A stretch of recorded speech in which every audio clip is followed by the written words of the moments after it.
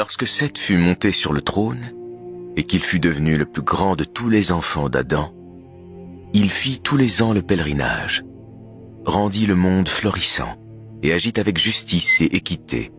À l'âge de 350 ans, il eut un fils. Il l'appela Énos, et le nomma son successeur. Seth mourut à l'âge de 912 ans, et Énos le mit au tombeau aux côtés d'Adam et Ève. Énos devint le successeur de son père, et il eut un fils extrêmement savant du nom de Kénan. Kénan succéda ensuite à son père. Énos et Kénan furent tous les deux rois de la terre, mais ne furent pas prophètes. Kénan laissa un fils nommé Malaléel, qui monta sur le trône. Malaléel régna sur les 7 provinces et construisit les villes et les forteresses. Il vaincut Iblis et ses légions, les chassant de la terre vers ses extrémités et ses montagnes. Puis, Malaléel eut un fils qu'il nomma Jared. Celui-ci vécut 700 ans, et il eut un fils qu'il nomma Enoch, plus connu sous le nom de Idris. Idris était le premier enfant d'Adam à être investi des charges de la prophétie après Adam et Seth. Idris fut le premier homme à utiliser une plume pour écrire. Il fut le premier homme à tailler et coudre les vêtements. Il diffusa ce savoir-faire à travers le monde. Avec tout cela, Idris était constamment occupé à adorer et à servir Dieu.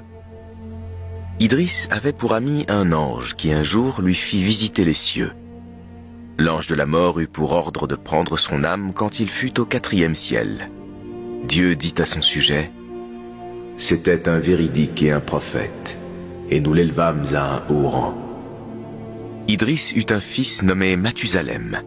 Lorsqu'il sut que son père ne reviendrait pas du ciel, il s'empara de la souveraineté de la terre et appela les hommes à la vraie religion.